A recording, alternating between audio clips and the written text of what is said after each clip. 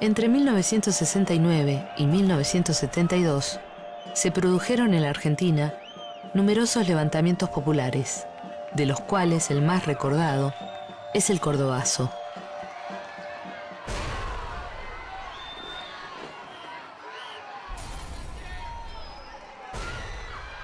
La revolución parecía estar próxima, para quienes la anhelaban y también para quienes le temían.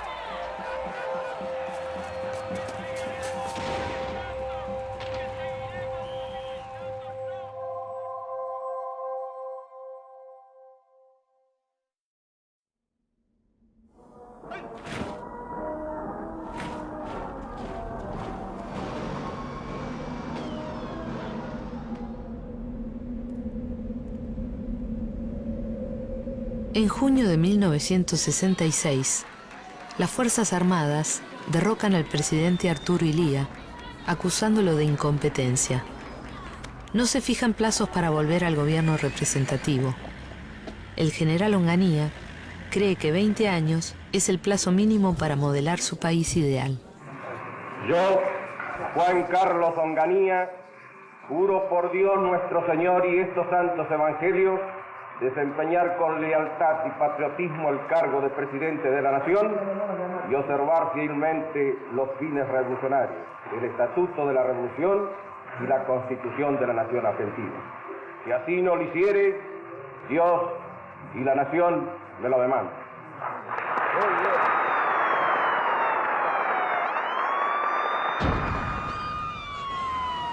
El 29 de julio, el régimen que proclama la modernización ocupa las universidades. Los estudiantes son golpeados y detenidos. Docenas de profesores son expulsados y forzados al exilio. Las universidades públicas son un foco de disolución ideológica, una trinchera más de la Guerra Fría, un frente interno donde se oculta el enemigo.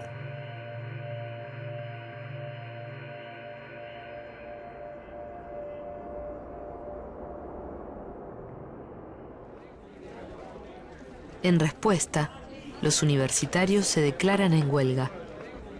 Al dispersar una asamblea en Córdoba, la policía asesina al manifestante Santiago Pampillón, estudiante de ingeniería, obrero y delegado gremial de la automotriz ICA.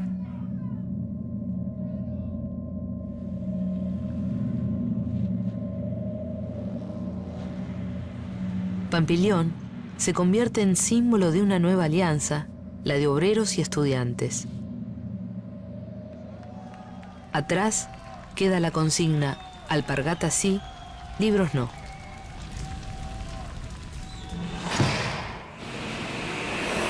En los inicios de la dictadura, la política económica liberal logra el crecimiento de la actividad, de la inversión y de las exportaciones. Lo hace a costa de salarios de hambre y de un marcado descenso del nivel de vida de los sectores populares. En marzo de 1968, en un congreso de la CGT, las posiciones de los dirigentes conciliadores son derrotadas. La mayoría de los sindicatos reclama medidas combativas contra la dictadura de Onganía y su política económica. El sector moderado, liderado por Bandor, se retira del Congreso y forma la CGT Azopardo. La dirigida por los gremios combativos pasa a ser llamada CGT de los Argentinos.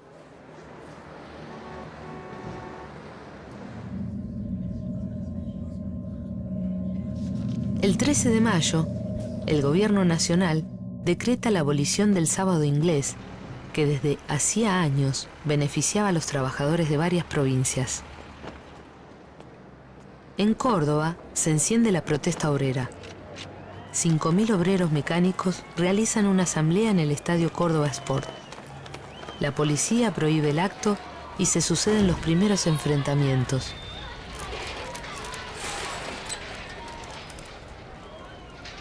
El 15 de mayo, la Unión Obrera Metalúrgica y los trabajadores del transporte convocan a un paro de 48 horas, en protesta por las quitas zonales que hacen que los trabajadores en Córdoba cobren menos que en Buenos Aires. Ese mismo 15 de mayo de 1969, pero en Corrientes, los estudiantes se movilizan contra la privatización del comedor de la universidad. La policía tiene orden de reprimir y cae muerto el estudiante Juan José Cabral.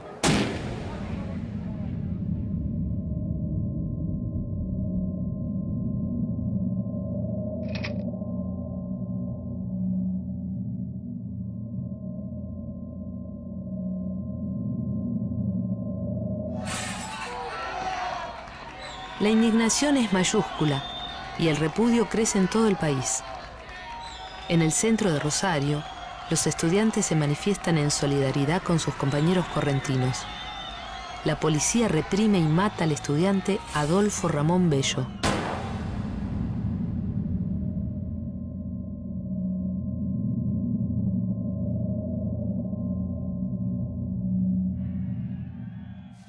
Pero lejos de replegarse, la movilización obrera y estudiantil se multiplica. En La Plata, Resistencia, Tucumán y Buenos Aires se suceden marchas de silencio y misas en señal de duelo por los estudiantes asesinados.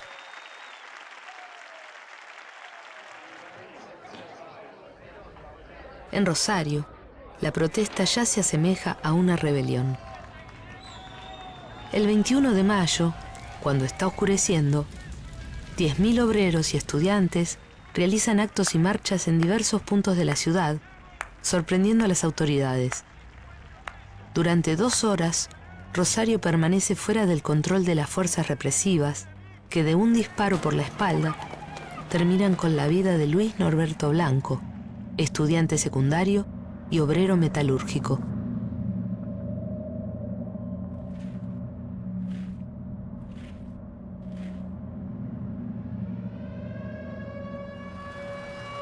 La CGT de Rosario convoca un paro general en repudio a la represión. Aunque la ciudad queda bajo control del ejército, 7.000 personas se dirigen al cementerio de la Piedad para rendirle homenaje al joven asesinado.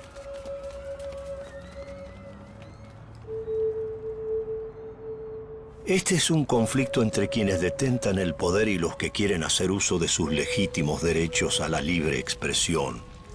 Cuando un pueblo no puede canalizar sus aspiraciones por las vías habituales, es normal que busque otras vías para elevar sus reclamos.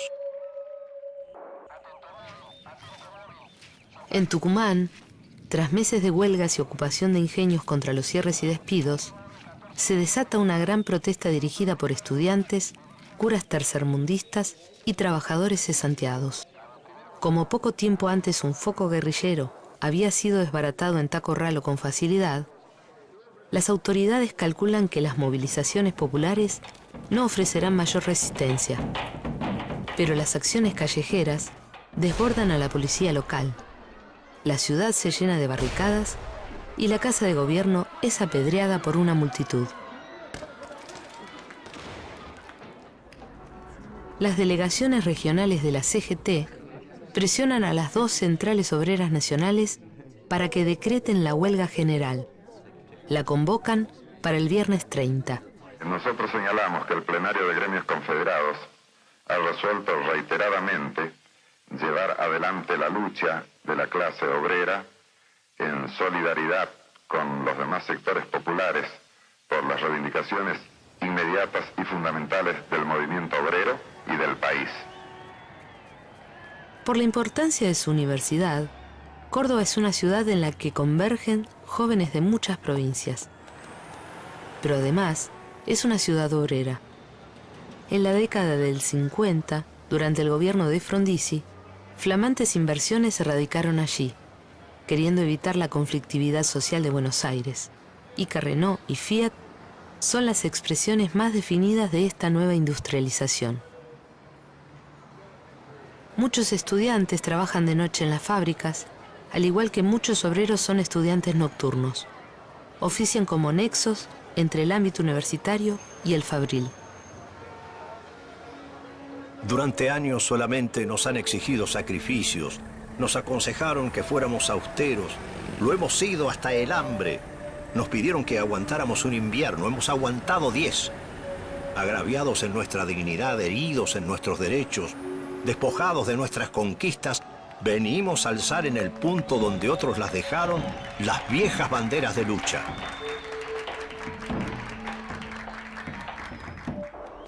El sábado 24, al llegar a Córdoba, Raimundo Ongaro, principal dirigente de la CGT de los argentinos, es encarcelado.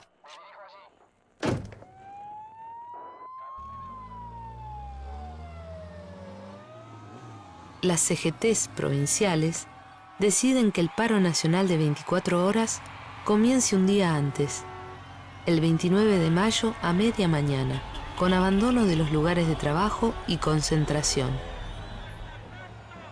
El inicio del Cordobazo no fue espontáneo. Agustín Tosco de Luz y Fuerza, Elpidio Torres de Esmata y Atilio López de UTA previeron incluso por dónde ingresaría cada sindicato al centro de la ciudad, cómo se desplazarían y de qué modo se comunicarían cuando se desatara la represión. A las 11 de la mañana, decenas de miles de trabajadores abandonan fábricas, talleres, escuelas y oficinas y se suman a las columnas de sus sindicatos. El gobierno quiere impedir que la movilización ocupe el centro de la ciudad y ocurren los primeros enfrentamientos del día.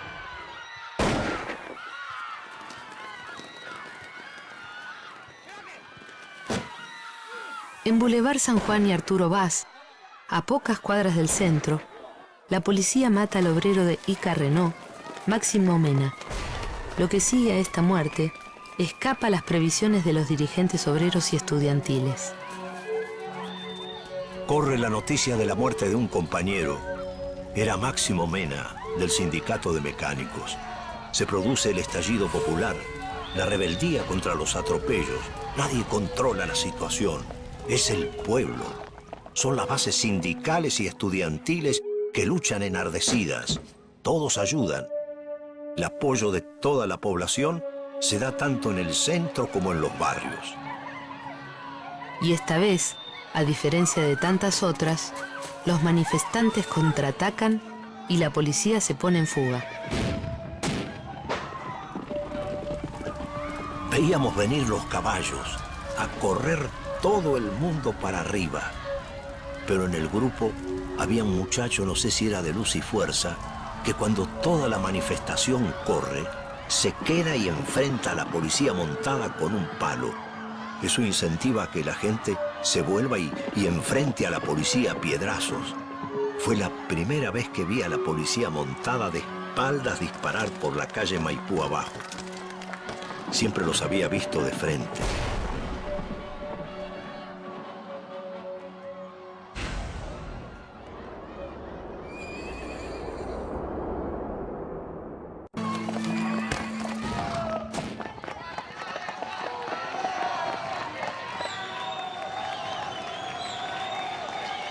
Miles de trabajadores, estudiantes e incluso vecinos de clase media ocupan la ciudad.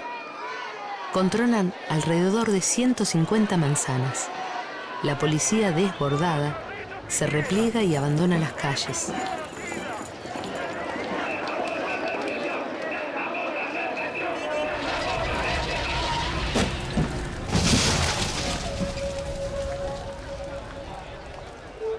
Los hechos de estos días son los que importan, pero más que escribirlos, hay que producirlos.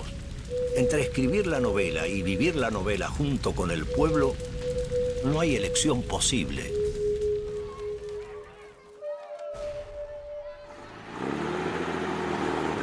Noticiero 13 en la ciudad de Córdoba, en la avenida principal que da acceso al radio de la ciudad capital en momentos en que hace su entrada el ejército para hacerse cargo de la situación en la ciudad.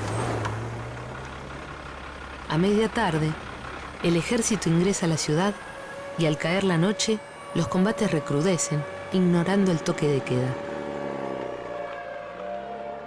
Me pareció ser jefe del ejército británico durante las invasiones inglesas. La gente tiraba de todo desde sus balcones y azoteas. Lo que sucede siempre en Barrio Clínica. Los estudiantes se suben a las azoteas de todos los domicilios de aquí. Por eso es tan difícil tomar el Barrio Clínica cuando es ocupado. Obreros de luz y fuerza cortan la iluminación pública, dejando a la ciudad a oscuras. Francotiradores disparan desde los techos.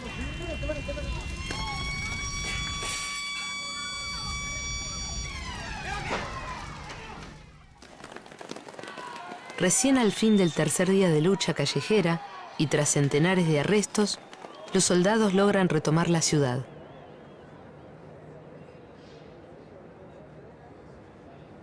Se cuentan 2000 detenidos y más de 400 heridos. En cuanto a los muertos, aún hoy no hay una cifra precisa. Pueden haber sido 60 los caídos durante el Cordobazo. Los tribunales militares condenan a prisión a Tosco, a Elpidio Torres y a otros 30 dirigentes.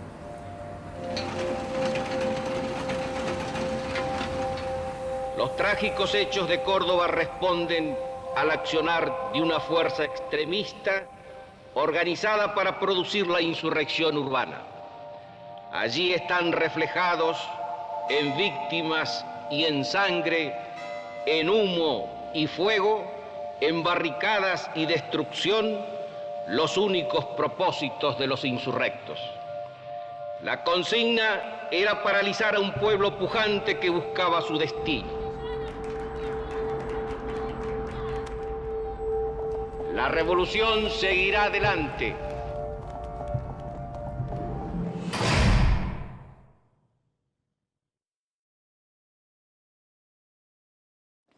La embestida de Onganía contra los sindicatos no se detiene. Anula y desconoce convenios, reduce sueldos y numerosos dirigentes son encarcelados. El 27 de agosto, las 2 CGT convocan a un nuevo paro nacional.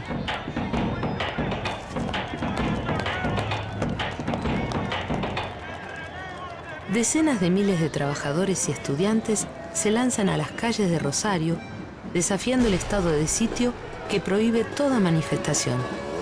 En adhesión, se producen graves disturbios en Chipoleti y La Plata, ocupación de fábricas en Córdoba y atentados en Santa Fe y Bahía Blanca.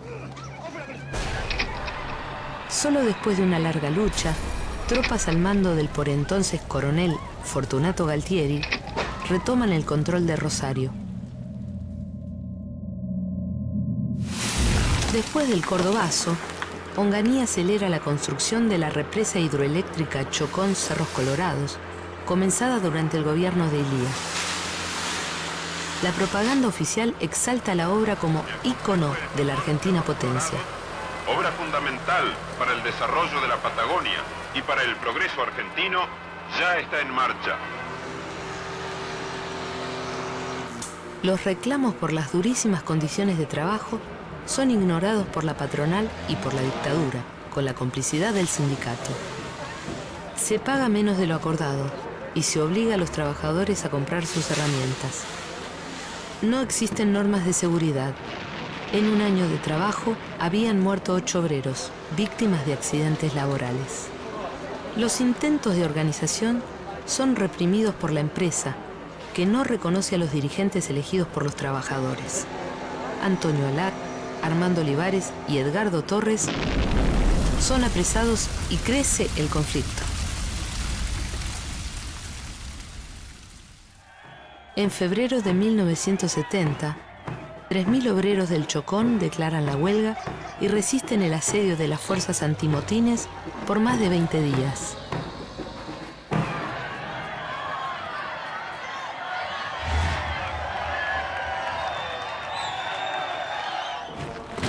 El 18 de junio de 1970, las Fuerzas Armadas ya no confían en Onganía y lo obligan a renunciar. El general Roberto Livingston lo reemplaza a la presidencia. Juro por Dios nuestro Señor y estos santos evangelios, desempeñar con lealtad y patriotismo el cargo de presidente. En junio de 1970, una nueva revuelta en Tucumán es reprimida por tropas al mando del por entonces coronel Jorge Rafael Videla. En marzo de 1971, Livingston designa gobernador de Córdoba al dirigente conservador José Camilo Uriburu. Cuando la CGT responde convocando a un nuevo paro, el gobernador Uriburu afirma: confundida entre la múltiple masa de valores morales que es Córdoba por definición, se anida una venenosa serpiente cuya cabeza pido a Dios me depare el honor histórico de cortar de un solo tajo.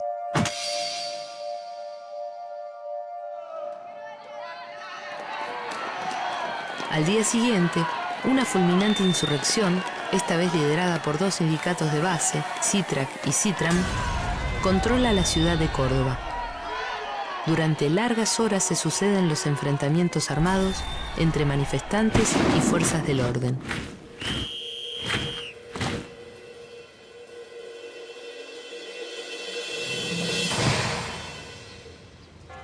El gobernador Uriburu renuncia y una semana después, el 22 de marzo de 1971, el presidente Livingston es reemplazado por el general Alejandro Lanusse. Yo, Alejandro Agustín Lanusse, juro a Dios nuestro Señor y a la patria, sobre estos santos evangelios. Lanusse comenzará a negociar con los partidos políticos una salida electoral.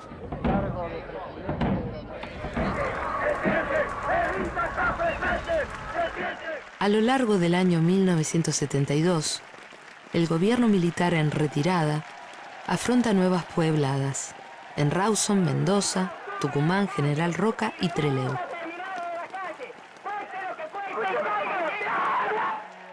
La violencia se da en el interior, en las capitales del subdesarrollo. En términos relativos, los centros revolucionarios son Córdoba, Rosario, Santa Fe, Mar del Plata, Tucumán, Berisso, Ensenada, Salta.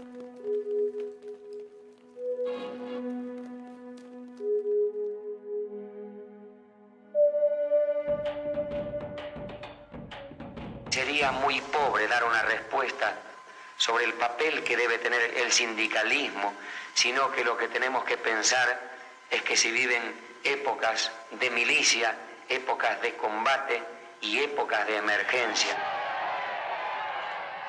Cuánta sangre de los obreros y de los luchadores del pueblo ha caído por defender esas consignas fundamentales que hacen a la dignidad y a la liberación de la persona humana.